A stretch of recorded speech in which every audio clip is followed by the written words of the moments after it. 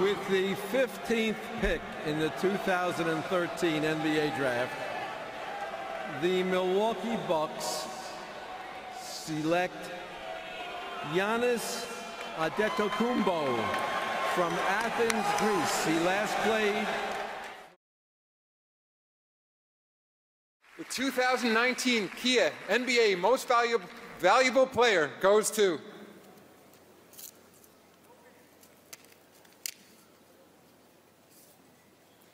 Giannis Antetokounmpo.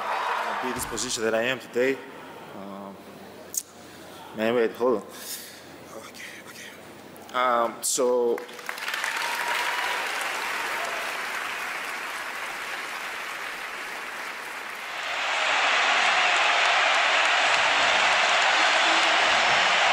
ball in the hands of Jimmy Butler, and either he's getting fouled and going to the free throw line or making. The Milwaukee Bucks have the best record again in the NBA, the best defense, best offense,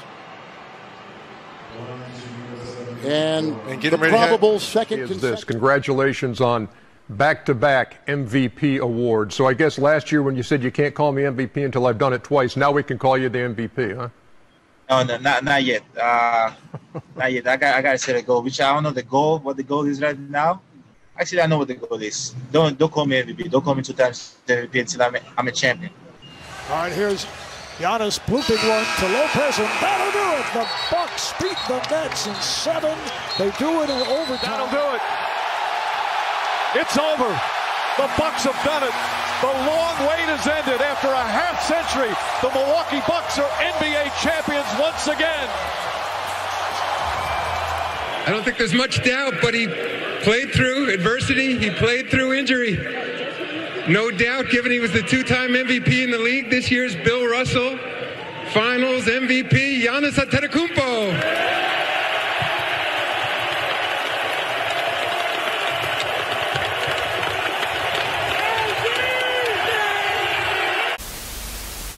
July 20th, 2021 is a day that will be remembered for the ages. On this day, Giannis Antetokounmpo became an NBA champion. But that's not even the most important thing that happened that day. But before we get into that, let's talk about how Giannis even got to this point, starting with the 15th pick of the 2013 draft. Giannis going into the draft was seen as a really raw prospect with an unlimited, untapped amount of potential. The sky was the limit for this kid, but we've all heard that before, right? We said the same thing about Thon Maker a few years later, but Giannis is and was different. He had a good rookie year making an all-rookie team, and he would continue to grow his game until the 2016-2017 season, where he saw a huge leap and was obviously going to be a star and won the Most Improved Player award. The next year was a bit of a disappointment for sure, as Jason Kidd was fired mid-season and they headed into the playoffs with the 7th seed and lost in 7 to the Kyrie-less and Gordon Hayward-less Celtics. So time for a change, right? In that offseason, Coach Mike Budenholzer was hired and unlocked a new level to both Giannis and the Bucks. Giannis truly became the dominant force he was meant to be and took home his first MVP award and technically stole it from James Harden, sparking a future bad blood between the two. But Giannis won MVP and made it to the Eastern Conference Finals, where they would go up 2-0 to the eventual champion Raptors, and it would all collapse as the Raptors found the key to stopping Giannis, which was, with the right personnel, you can form a wall around the basket and stop Giannis from just trucking to the hoop and dunking the ball. Most people don't remember this, but the Bucks were really damn close to going up 3-0, as Game 3 went to overtime where the Raptors pulled it in the end. But the wall that was made was with Kawhi, Siakam, and Ibaka, and if I remember right, it shut down the Bucks' offense as Coach Budenholzer refused to make any adjustments, and the Bucks shooters just couldn't hit wide open shots. The Raptors would go on to win the championship, and it was all saved by the brilliant coaching of Nick Nurse, who pretty much told the league, hey, there is a way to stop this guy. The next season was basically the same, except Giannis was on crack this time. He was even better than last year and was just even more dominant in the regular season and won his second straight MVP award, this time apparently stealing it from LeBron, who, if we're being honest, never had a shot except for this 2-game stretch where he beat the Bucks and the Clippers in one weekend. But with Anthony Davis as his teammate, he wasn't going to win it. You just can't win it with another top 5 player on your team. Now, Giannis, first seed in the East, and all the contenders in the East look like they weren't touching the Bucks. Philly just disappointed. Boston was good, but they needed more.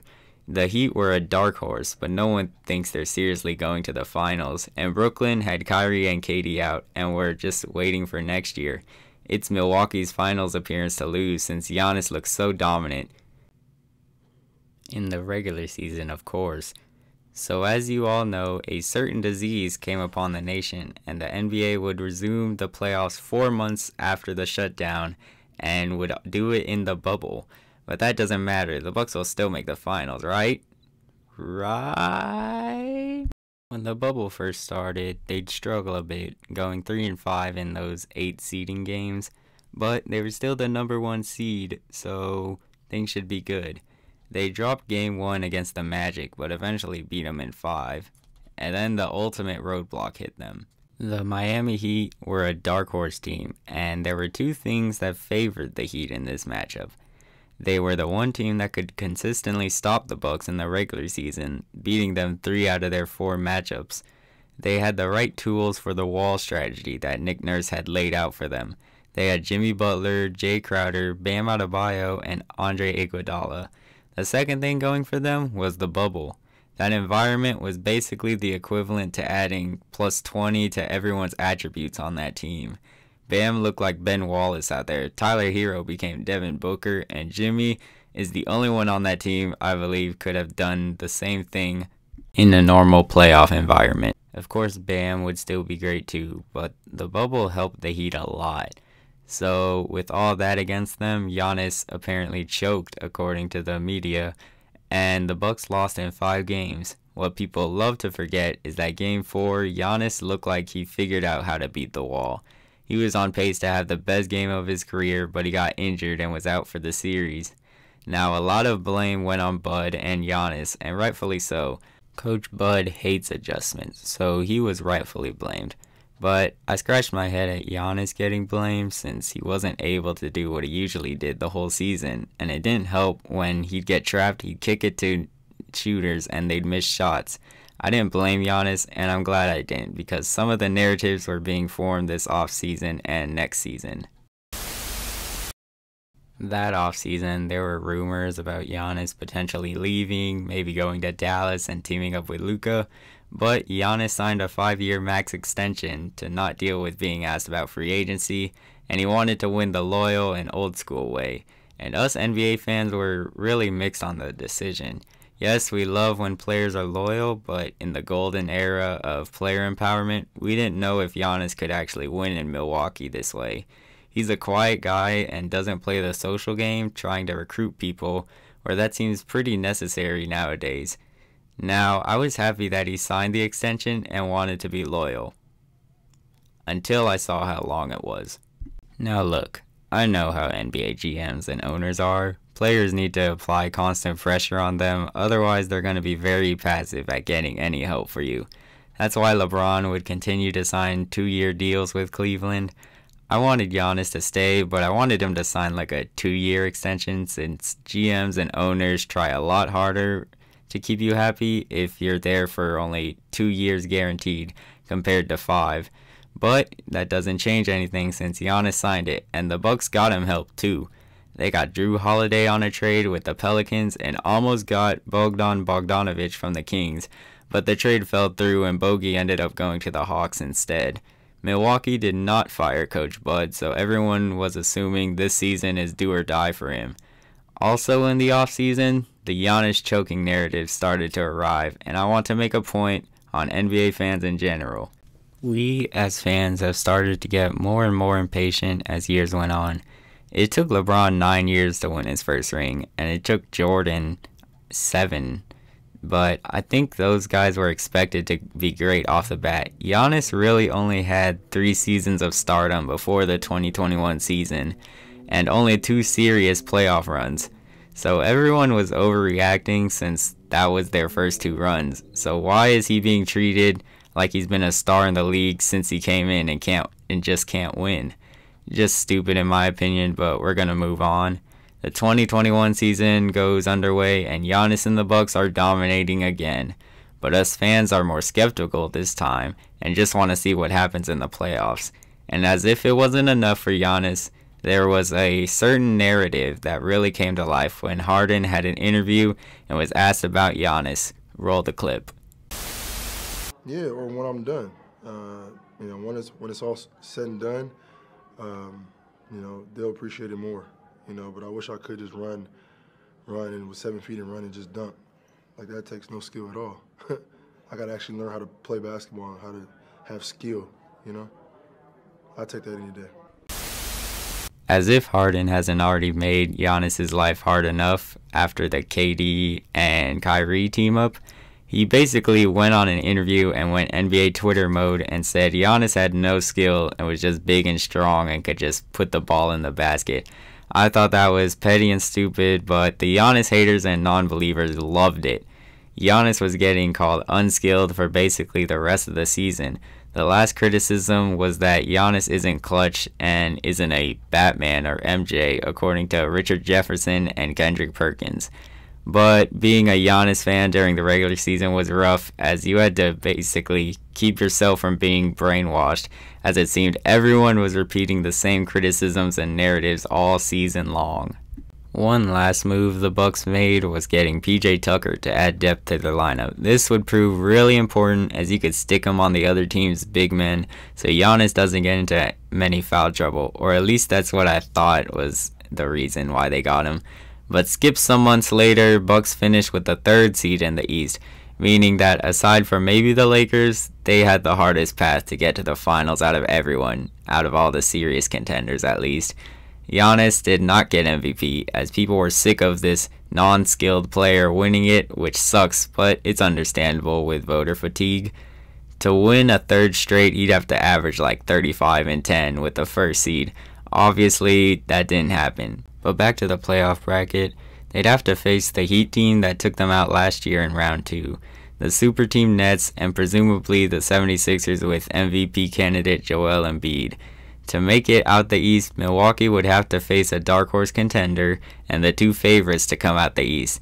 Now, I wanted the Bucks out the East because it'd make the finals more interesting than Nets beating everyone by 100, so I picked them to come out the East, which is probably one of the few times I let my bias mess with my decision. But now the playoffs begin, marking the real beginning to this Giannis story. Round 1 in Game 1, the Heat send the game to overtime, but thanks to Chris Middleton, the Bucks win and seem to just overcome all fear in that moment. After that series was over, as the Bucks ran the Heat out of the gym every single game, and that resulted in the Bucks sweeping the Heat, and it was clear that the wall was not working anymore. Now, to be fair to Miami, they probably should have been seeded higher, but COVID hit them like a train, and they never really got to play healthy on the court together, so that's their excuse, I guess. But it was clear the wall wasn't working, as they lost Jay Crowder.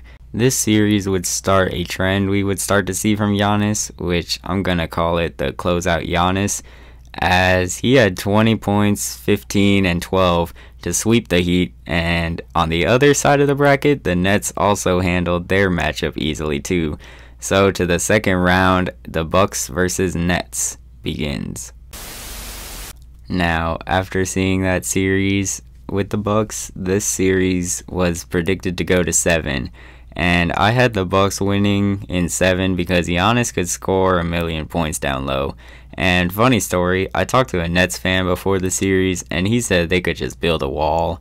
And in my head, I was just dying of laughter because 1, we saw Giannis already beat the wall, and 2, the Nets' best big man was Claxton.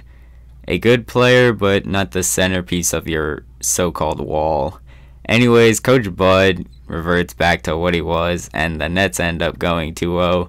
despite losing Harden in the opening minute of Game 1. Giannis dominated, but that's the only real good thing for the Bucks. Game 3 occurred, and it was really messy and gritty, but the Bucks got it done, winning Game 3 and eventually Game 4 easily. Sadly, Kyrie's foot landed on Giannis off of a potential rebound and would not be okay for another game that series. So everything going in the Bucks' favor, I changed my prediction to Bucks in 6. But of course that didn't happen. Good crush the defense by Milwaukee. Now Durant fires and hits with the shot clock running down. He hits from down. Now, before Game 5 that night, there were rumors about Harden potentially playing, and Harden eventually got okayed to play, and Harden on one leg came back. And one thing is, anyone that gets mad at Harden's performance this series, you either just don't know he pulled a hamstring, or you've never pulled a hamstring, or you're just choosing to ignore the context that he pulled a hamstring. But Game 5, the Bucks were up 17 at one point, and I was ready to turn the TV off and just head to bed. But KD reminded us who the best player in the world was in 2019 before he fell down with the Achilles, and who is still in that discussion right now as he put up 45 points in Game 5, winning the Nets the game and taking a 3-2 series lead. Now this is where the Bucks championship run truly begins. In the past 2 runs, the Bucks were the type of team to just roll over and die when something like this happens to them, and it looks like they can't win. After that game, I truly believed the Nets were gonna win, and the Bucks were gonna roll over and die again. But I am man enough to admit that I was wrong, and after the Bucks won Game 6 and Game 7 happened, I realized I was wrong. All right, here's Giannis blooping one to Lopez, and that'll do it. The Bucks beat the Nets in 7. They do it in overtime. Game 7 on its own just deserves its own video that will likely be up a few days after this one, but that game was incredible. This game came down to the wire, and it basically came down to who had more help between KD and Giannis. KD put up 47 points and was quite literally an inch away from sending Milwaukee home, but Giannis took over this game for Milwaukee. Giannis having 40 in a closeout game, once again showing the trend of being clutch. Giannis this series is where his free throw shooting became a huge issue, but after Game 4 he started hitting more in the series, so once again silencing the haters. And the obvious elephant in the room, the Bucks team is not beating a healthy Nets team there. But I don't care, because beating KD while having a self-sabotaging coach is good enough for me. Now for the Eastern Conference Finals, we got it. The Bucks versus 76ers. This is the matchup that I've been looking forward to, and wait, what the hell is Trae Young doing here? Yeah, so you see, Philly kind of choked it, so now it's Atlanta here. And I'm not complaining since the Hawks proved themselves as legit playoff contenders. So fast forward a bit and the Bucks are up 2-1 and Trae is out for Game 4. Sadly, the Bucks are still bipolar, so they lose Game 4 and Giannis' knee literally bends backwards, and NBA fans around the world start to question if he will even play next season. But Middleton and Brooke O'Neal-Lopez finish off the Hawks, and the Bucks are heading to the NBA Finals. You'd love to see it unless you're a Hawks or Sixers fan. But will Giannis play? We don't know. So it turns out Giannis was just being a little dramatic and told his knee to bend back to normal because it ended up being just a hyperextension, which means he's okay but probably won't play in the finals. And then I get a notification on my phone 1 hour before tip-off. It says that Giannis will indeed play Game 1. And when I say I was ecstatic and surprised, that is an understatement. A literal week ago, his knee bent backwards, and now he's hooping in the finals. They call him the Greek Freak for a reason, I guess. But Game 1 happened, and Giannis looked slightly nerfed, but he still balled out for someone on one leg. Now 20 points and 12 rebounds, that was his worst game, because in Game 2 he obliterated the Suns to the point the Suns just said, screw it, let's just score more points than him. He had 42 points and 12, but none of his teammates stepped up. Now this series I was rooting for the Suns just because CP3, I wanted him to get a ring, but I loved what Giannis was doing. But in the Nets series, I kind of questioned how bad he wanted to win, as he was settling for these threes, but it seems once in the finals he flipped a switch that basically said, I'm not losing, I'm not settling anymore. And I knew it was a whole different player. With 42 seconds left in game 2, down 8, and the game pretty much over, Giannis, I kid you not, he ran down the court and and scored the basketball to cut the lead to 6 with 37 seconds left. He wanted it, and seemed to be the only guy who wanted it on his team, sadly. Game 3 happened, and for everyone there that was saying he still lost though whenever we pointed at his Game 2 performance, he literally did the exact same thing this game, but his teammates were there that day, so they won pretty much a blowout after the third quarter. Now Game 4, this series really gets started, as the game is intense, and Booker has 40 points, but up 2 after a big Middleton shot, a pick and roll happens.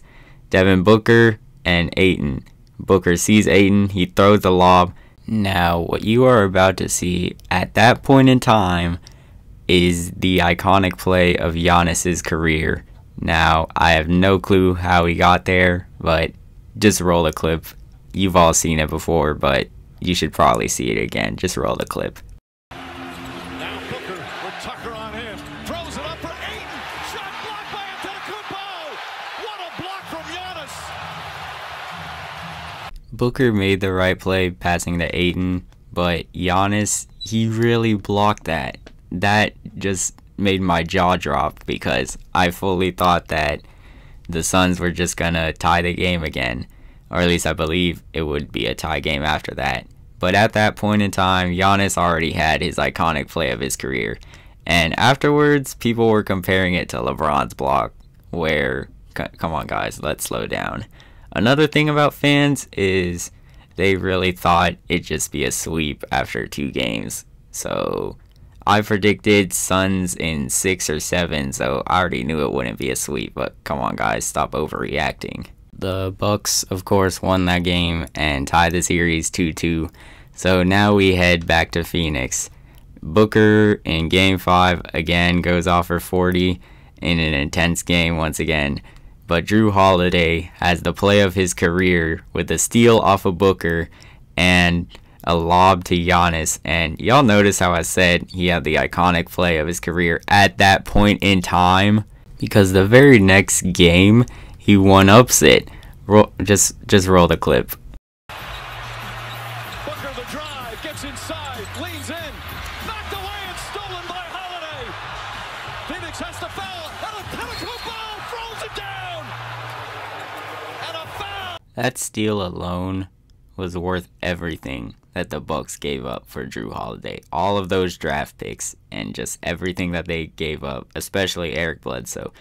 Despite him not being good offensively pretty much the whole playoffs, except for like Game 1 against the Hawks. But anyways, Giannis adds another iconic play to his career, and the Bucks go up 3-2, heading to Milwaukee for Game 6.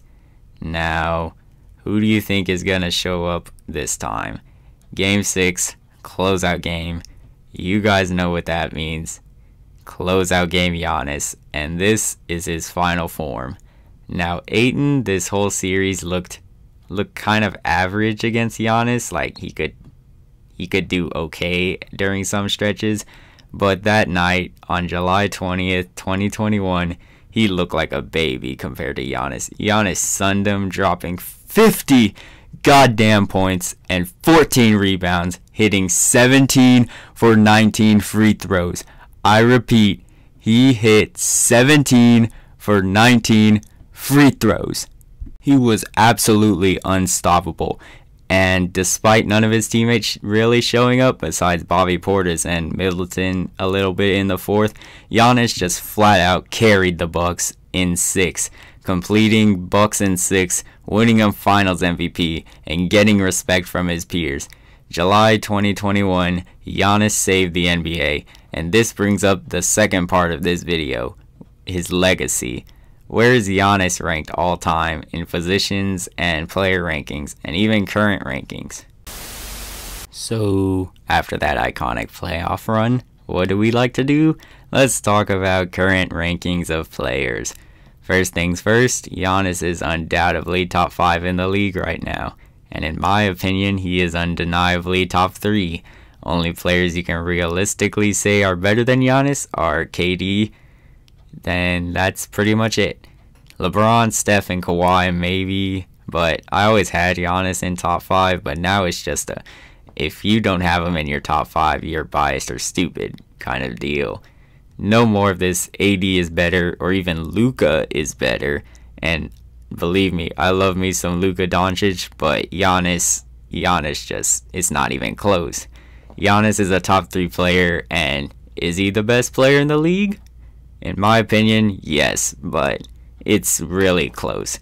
The gap in who I have between 1 and 2 is smaller than it's ever been in my time as an NBA fan.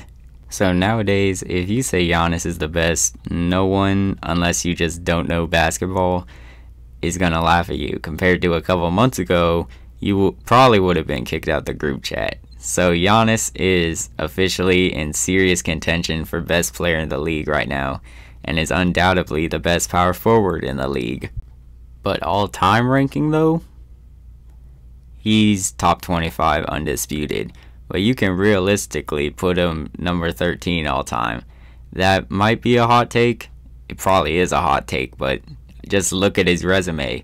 A 2-time MVP winner, a 1-time Defensive Player of the Year winner, 4-time All-Defensive Team, Most Improved Player Award, 5-time All-Star, 5-time All-NBA, 1-time champion, and 1-time Finals MVP. And what's the kicker? He's 26 years old and just entered his prime. He is the most accomplished 26-year-old ever, and that's without a doubt. He has a serious start to the GOAT debate and could very well end up top 5 all time. So for me personally, he's top 15 right now. Now, in all-time power forwards, I'm gonna be blunt. He's top 3 and it shouldn't be a debate anymore. Now, the names in contention for top 3 or 5 power forwards are always Tim Duncan, Dirk, Kevin Garnett, Karl Malone, and I don't know, Charles Barkley or something. But he's better than Karl Malone as they have the same number of MVPs and all defensive teams. But Giannis has more defensive player of the years and a ring and is the guy on his team. Karl, he had crazy longevity, but what good is longevity without results? So I don't really care too much about his 14 All-Star appearances, especially since Giannis is going to get there. Karl has never won it as the guy like Giannis has. He's never won it in general. And yes, I know Karl's great and all, but that's not good enough of a reason when Giannis is 26 and didn't have someone constantly feeding him the ball like Stockton. Giannis is a better scorer, so Karl really has nothing on Giannis except maybe a bench press competition. Kevin Garnett, he has an MVP and tried to do it the Giannis way, but in his defense, the Timberwolves had no clue what they were doing with him and never got him any true help. But he does have 1 ring and Defensive Player of the Years. But I'll take Giannis's ring over Garnett's, as everyone should since y'all hate super teams so much.